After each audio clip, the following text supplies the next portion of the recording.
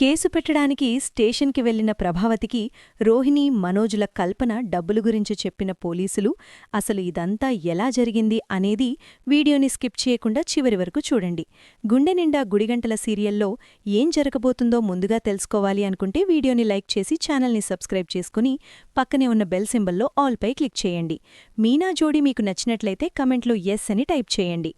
మొత్తం మీది చూసుకున్నట్లయితే గనక ఇంకా ప్రభావతి చాలా కోపంగానే ఉంటుంది. ఎందుకంటే శివ ఆ టైంలో దొంగతనం చేయడం, దానివల్ల ప్రభావతికి ఎంతలా అవమానం జరిగిందో అంతా గుర్తు చేసుకుని పదే పదే రోహిణి పక్కనుంచి గుర్తు చేస్తూ ఉండేసరికి ప్రభావతి ఎట్టి పరిస్థితుల్లోనూ వాణ్ణి వదిలిపెట్టను అని చాలా కోపంగా ఉంటుంది. మీనాను కూడా ఇంటికి రానివ్వను, దొంగల ఫ్యామిలీలో ఉన్న అమ్మాయిని తీసుకొచ్చి ఇంటి కోడలుగా ఉండనివ్వనంటూ బాలు మీద విరుచుకుపడ్డంతో ఇంక బాలు ఏం మాట్లాడలేడు. ఎందుకంటే అక్కడ శివ చేసింది తప్పే. ఏదో ప్రభావతి నోటికొచ్చినట్లల్లా వాగినంత మాత్రాన చేతుల్లో చూపించుకోడు కదా. చూపించడం వల్లే కదా ఇంత పెద్ద ప్రమాదం జరిగిందని, శివ గురించి శివ చేసింది కూడా తప్పే కదా అని సైలెంట్గా ఊరుకుంటాడు బాలు. అయితే ఇంక ఊరుకొని అక్కడ్నుంచి వెళ్ళిపోతాడు. ఏంటత్తయ్యా, కేసు పెట్టకుండా సైలెంట్గా ఊరుకుంటారేంటి? బాలు వెళ్ళి ఆ మీనాని తీసుకొచ్చేస్తాడు. అప్పుడు మీనా ఇంట్లోనే ఉంటుంది. మీకు మీనా ఇంట్లో ఉండడం నచ్చదు గదా. పైగా ప్రభావతిని రెచ్చగొడుతూ ఉంటుంది ఇంక రోహిణి అయితే. సరే పదైతే నేను చెప్పి ఇద్దరూ కూడా పోలీస్ స్టేషన్కి బయలుదేరదామనుకున్న సమయంలో రోహిణికి ఫోనొస్తుంది విద్య దగ్గర్నుంచి. అత్తయ్య, మీరు వెళ్ళండి అనగానే, నాకేం తెలుసు, అక్కడ ఎవరూ తెలియదు కదా. నువ్వొచ్చావంటే కొంచెం ధైర్యంగా ఉంటుంది. విద్య ఎందుకో అర్జెంటుగా పార్లర్కి రమ్మని ఫోన్ చేసిందత్తయ్య. నేను పార్లర్కి వెళ్ళొస్తాను. ఒక హాఫ్నార్లో వచ్చేస్తాను. అక్కడ మేడం వచ్చారంట. మేడంతో మాట్లాడేదేదో ఉందంట. అందుకు రమ్మనన్నారంట. అత్తయ్య, ఒక్క అరగంటసేపు వెయిట్ చేయండి, నేనొస్తాను. ఆ శివని ఎలాగా వదిలిపెట్టద్దండి అని చెప్పానుగానే, సరే అయితే నేను ఇంట్లో ఈలోపు వంట చేస్తానని ప్రభావతి కాస్త వంట చేస్తుంది. ఇంక ఇక్కడ శివ చాలా ఏడుస్తూ ఉంటాడు.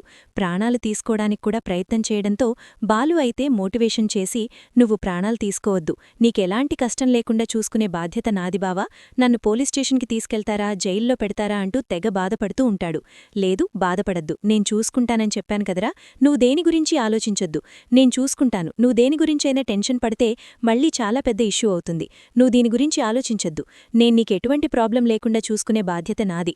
నువ్వు టెన్షన్ పడ్డం వల్ల అన్ని అనర్థాలే తగులుతాయి అని చెప్పడంతో సరే బావా అని చెప్పి ఇంక సైలెంట్ అయిపోతాడు. సైలెంట్ అయిపోయేసరికి ఇంక బాలు రాజేష్ని ఫోన్ చేసి రమ్మంటాడు. ఏం చేద్దాంరా, ఏదో ఒకటి చెయ్యాల్రా, వీడు స్టేషన్ కంటూ వెళ్ళకూడదు, ఇదంతా గుణగాడే చేసుంటాడురా అని చెప్పని ఇంక రాజేష్ అనేసరికి, ఖచ్చితంగా రా, వాడే చేస్తాడు, వాడికి తప్ప ఎవరికీ ఈ పని చేసే అవసరం లేదు.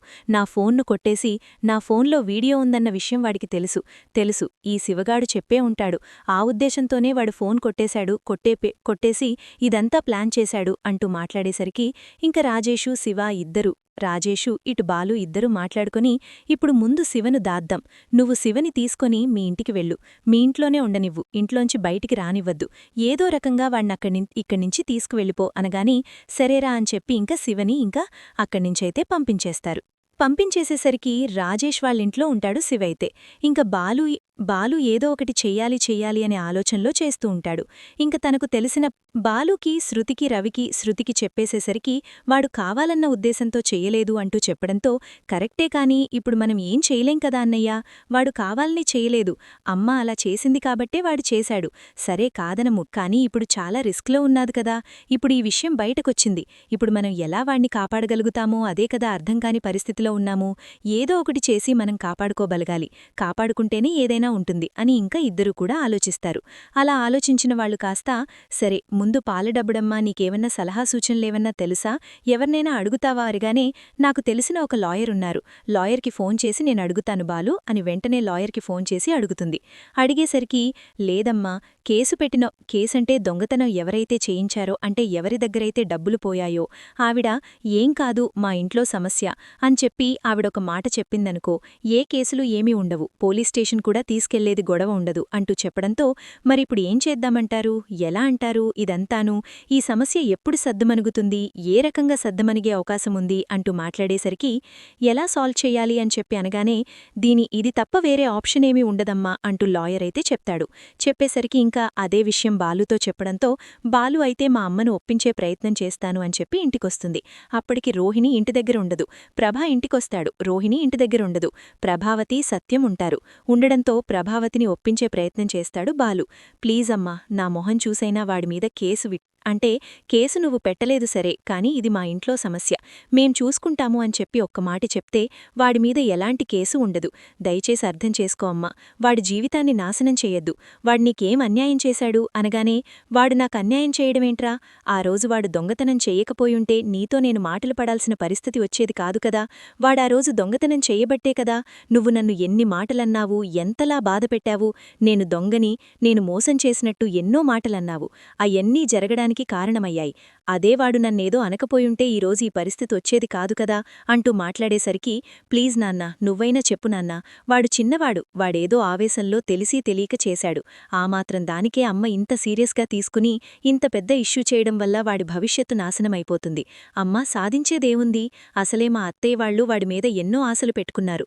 వాడికిప్పుడు ఫైనల్ ఎగ్జామ్స్, ఆ ఎగ్జామ్స్ అయిపోతాయి, వాడి భవిష్యత్తు బాగుంటుంది. ప్లీజ్ చేసిన తప్పుని క్షమించి వదిలేమని చెప్పు. ఎందుకు ప్రభా పంతానికి పోతున్నావు, ఏదైనా సరే వాళ్లు మనకు సంబంధించిన వాళ్లే కదా అనగానే, దొంగలు మన కుటుంబానికి సంబంధించిన వాళ్ళెలా అవుతారు అంటూ ఇంకా ప్రభావతి మాట్లాడుతుంది. అది కాదు ప్రభా, ఎందుకంత ఆవేశపడుతున్నావు, నేను చెప్పేదొకసారి వినాలి కదా, విని నువ్వు నిర్ణయం తీసుకోవాలి కదా, ఒక్కసారి ఆలోచించు ప్రభా, ఎందుకు వాళ్లని బాధపెట్టడం అంటూ ఇంకా సత్యం కూడా చెప్పే ప్రయత్నం చేసినాగాని, ఎంత చెప్పడానికి చేసినా అస్సలు ఒప్పుకోదు. ససై మిరా కాదు, నేను చెయ్యను అంటూ ఖచ్చితంగా చెప్పేసేసరికి ఇంక బాలు వాళ్లకి ఏం చెయ్యాలో అర్థం కాదు. ఈ ప్రాబ్లం నుంచి ఎలా బయటపడాలో అర్థం కాని పరిస్థితిలో ఇంక బాలు అయితే ఇంటికి వెళ్ళిపోతాడు.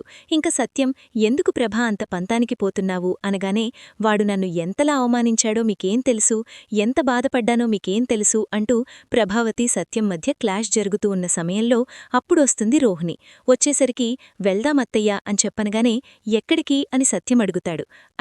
అది అనేసరికి, చెప్పండి ఎక్కడికి అనగానే, అది అత్తయ్య, శివం మీద కేసు పెట్టడానికి వెళ్దాము అని చెప్పారు మావయ్య అని చెప్పనేసరికి, హే రోహిణి, నీకు మాత్రం బుద్ధిజ్ఞానం లేదా, శివ నీ తమ్ముడులాంటి వాడే కదా, మీనా నీకు చెల్లిలాంటిదే కదా, నీకా మాత్రం జ్ఞానం లేదా, అదే పొజిషన్లో నీ తమ్ముడుంటే నువ్విలానే చేస్తావా, కేసు పెడదాము అది ఇది అంటూ అడుగుతావా, అనవు కదా, తప్పు రోహిణి, నువ్విదంతా చేయడం చాలా పెద్ద తప్పు. పాపం మీనావా కుటుంబం ఎంతో బాధపడుతోంది. వాడావేశంలో అప్పుడేదో చేసింది అన్న ఉద్దేశంతో చెప్పాడు అని చెప్తున్నాడు కదా, ఎందుకు వాణ్ణి అస్తమానం అదే దృష్టితో చూస్తారు, మనోజ్ తప్పులు చేయలేదా అనగానే, వాడికి నా కొడుక్కి పోలికేటండి, అంతేలే, ఇంటి దొంగ కదా, వాడికి నీ కొడుక్కి పోలిక ఉండదు, కాని వాడి చిన్నపిల్లవాడు, వాడి మొహం చూసి అయినా వదిలిపెట్టండి అనగానే, ఎవ్వర్నీ వదిలిపెట్టేడే లేదు, వదిలిపెట్టను కూడా అంటూ చాలా గట్టిగానే సమాధానం చెప్పి ప్రభావతి కాస్త అక్కడ్నుంచి బయల్దేరుతుంది. ఇంక రోహిణి, ప్రభావతి ఇద్దరూ కూడా పోలీస్ స్టేషన్కి బయల్దేరి ఇలా గేటు బయటికి రావడంతోటే మనోజొస్తాడు. ఎక్కడికి వెళ్తున్నారు అనగానే, స్టేషన్ దగ్గరికి వెళ్తున్నాం అనేసరికి, నేను తీసుకువెళ్తాను అని ఇంక మనోజు, రోహిణిని, ప్రభావతిని ముగ్గురు కూడా వెళ్తారు. ముగ్గురు కూడా స్టేషన్ దగ్గరికి వెళ్లడంతో, లోపలికి రండిరా అనగానే లోపలికి వెళ్తారు. లోపలికి వెళ్ళిన వాత కంప్లైంట్ తీసుకోవాలి అనగానే, ఏం కంప్లైంటో, అదే సోషల్ మీడియాలో వీడియో వైరల్ అవుతుంది కదా, ఆ కంప్లైంటా, దానిమీద కంప్లైంట్ ఇవ్వడానికొచ్చాము. ఆ వీడియోలో ఉన్నది మా అత్తయ్యే, మా అత్తయ్య డబ్బులే పోయాయి, మా అత్తయ్య దగ్గర డబ్బులే దొంగతనం జరిగాయి అంటూ చెప్పడంతో, మరి అప్పుడెందుకు కంప్లైంట్ ఇవ్వలేదు అనగానే, అప్పుడు కంప్లైంట్ ఇచ్చాము కాని పట్టించుకోలేదు అంటే ఇంక ప్రభావతి కాస్త చెప్తుంది. సర్లే కంప్లైంట్ ఇవ్వండి అని చెప్పి కంప్లైంట్ కాస్త తీసుకుంటారు. తీసుకుని ఎంక్వైరీ చేసి అరెస్టు చేస్తామని, ఎట్టి పరిస్థితిలో వాణ్ణి వదిలిపెట్టద్దు అంటూ ప్రభావతి చెప్తుంది. ఎందుకు వదిలిపెడతామమ్మా, అసలు ఏం జరిగిందో వివరంగా చెప్పండి అంటూ ఇంకా ఎఫ్ఐఆర్ రాసుకోవడానికి రాస్తూ ఉంటారు. రాస్తూ ఉండగానే ఈలోపు ఆ ఎస్ఐ ఉన్నాడు కదా, అప్పుడు డబ్బులిప్పించని ఎస్ఐ, ఆ ఎస్ఐ వస్తాడు. ఆ తర్వాత ఎస్ఐతో పాటు సంతకాలు కూడా పెట్టించాడు కదా ఒక కానిస్టేబుల్, ఆ కానిస్టేబుల్ కూడా వచ్చేసరికి, ఏమయ్యా మనోజ్, బాగున్నావా, ఆ రోజు 45 లక్షలు తీసుకుని అదే పట్టున వెళ్ళిపోయావు, మాకేమాత్రం కృతజ్ఞతలు కూడా చెప్పలేదు, మా మామూలు ఏమీ ఇవ్వలేదు, ఏంటి వెటకారం అనుకుంటున్నావా, నీ గురించి ఎంక్వైరీ చేద్దామనుకున్నాం, ఎందుకులే అని సిఐ సార్ వద్దని చెప్పారు కాబట్టి వదిలేశాను. ఆ 45 లక్షలు తీసుకొని బాగానే పట్టుకుపోయారు, ఆ కల్పనను బాగానే బెదిరించారు. ఏం రోహిణి, నువ్వే కదా కల్పనను బెదిరించావు, కల్పనను బెదిరించి బాగానే డబ్బులు తీసుకున్నారు అంటూ చెప్పేసేసరికి, అది కాదు సార్ అని చెప్పాను కాని, ఏది కాదు తీసుకున్నారు, మాకొక మాట చెప్పాలి, కృతజ్ఞతలు చెప్పాలి, కృతజ్ఞతల్లేవు, ఏమీ లేవు, మీ ఇష్టానుసారానికి వచ్చారు, డబ్బులందే వెళ్ళిపోయారు అంతే అనుకుంటూ ఇంక చెప్పడంతో ఏంటి డబ్బులేంటండి అంటూ ఇంక ప్రభావతి అడుగుతుంది. డబ్బులేంటమ్మా? డబ్బులు వీళ్ళు 45 లక్షలు ఎవరో అమ్మాయికిచ్చి మోసపోయానని వీడు చెప్తే వీళ్ళావిడ ఇద్దరా కలిసి డబ్బులు రికవరీ చేశామని చెప్పి ప్రభాకు చెప్తారు. చెప్పడంతో ఏంటి రికవరీ చేయించారా అంటే ఏంటి అంటే ఆ 45 లక్షలు డబ్బులొచ్చేశాయా అనగానే హా వచ్చేశాయమ్మా, వచ్చి చాలా రోజులైంది కదా, ఆ డబ్బులు కూడా ఆ రోజు ఆ అబ్బాయి తీసుకుని వెళ్ళిపోయాడు కదా, ఇంకేంటి డబ్బులు అని చెప్పి అనగానే ఆహా అది కాదు, ఆ డబ్బులు నిజంగా తీసేసుకున్నారా అనేసరికి తీసేసుకున్నారనే కదమ్మా చెప్తున్నాను, మాకు చిన్న అమ్మా థ్యాంక్స్ అన్నమాట కూడా చెప్పకుండానే వెళ్ళిపోయారనే కదా చెప్తున్నాను అంటూ చెప్పడంతో ఒక్కసారిగా ప్రభావతి షాక్ అయిపోతుంది. ఓహో డబ్బులు తీసేసుకున్నారన్నమాట, డబ్బులు మీ చేతికొచ్చేశాయన్నమాట అని చెప్పి ఇంక ప్రభావతి అనగానే అది అత్తయ్య అని చెప్పి ఇంక మనోజ్ అయితే అంటాడు. అదే అత్తయ్య అనగానే ఇక్కడ కాదు ఇంటికి వెళ్ళాక చెప్తానా విషయం అని ప్రభావతి శివం మీద కంప్లైంట్ ఇస్తుంది. కంప్లైంట్ ఇచ్చి ఇంటికొస్తుంది. ఇంటికొచ్చిన తర్వాత రావడంతోటి ప్రభావతి రోహిణిని చెంప చెల్లుమనిపిస్తుంది. ఏంటిది రోహిణి, అసలు ఏమనుకుంటున్నావు? ఆ 45 లక్షలు నువ్వు తీసుకోవడమేంటి? ఏంటి రోహిణి, ఏం జరిగింది? అసలు విషయం చెప్పకపోతే మాత్రం ఎవర్ని వదిలిపెట్టేది లేదు. నా గురించి నీకు బాగా తెలుసు. నువ్వు అబద్ధం చెప్పడానికి ట్రై చెయ్యొద్దు. అసలు ఏం జరిగింది? అంత విషయం చెప్పాలి నాకు అంటూ ప్రభావతి నిలదీసి అడగడంతో ఇంకా ఏం చెయ్యాలో అర్థం కాని రోహిణి మనోజ్ అయితే అది అత్తయ్య అని చెప్తావా చెప్పవా అంటూ మరొక చెంపదెబ్బ వేయడంతో చెప్తానత్తయ్య చెప్తాను, జరిగిన విషయం మొత్తం చెప్తాను. అసలు ఏం జరిగిందంటే ఇలా నేను పార్లర్లో ఉండగా మనోజ్ అమ్మాయి పార్లర్కి వచ్చింది. పార్లర్కి వచ్చినప్పుడు నేను తనని గుర్తుపట్టి మనోజ్కి ఫోన్ చేశాను. ఫోన్ చేసినప్పుడు ఆ అమ్మాయిని మేము 40 లక్షలు ఇవ్వమని అడిగితే తను ఇవ్వనన్నట్టు మాట్లాడింది. ఇంకలా మాట్లాడడంతో మేం వెంటనే పోలీస్ కంప్లైంట్ ఇచ్చేసరికి పోలీసులు వచ్చారు. పోలీసులు వచ్చి కల్పనని మమ్మల్ని పోలీస్ స్టేషన్కి తీసుకువెళ్లారు. తీసుకువెళ్లిన తర్వాత ఆళ్ల చేసిన ఎంక్వైరీలో ఆల్రెడీ మేమొక పోలీస్ కంప్లైంట్ ఇచ్చాం కదా ఈ 40 లక్షలు కొట్టేసిందని, దాన్ని బేస్ చేసుకుని వాళ్లు కాస్త ఎంక్వైరీ చేసేసరికి తను 40 లక్షలు తీసుకున్నట్టుగా ఒప్పుకుంది.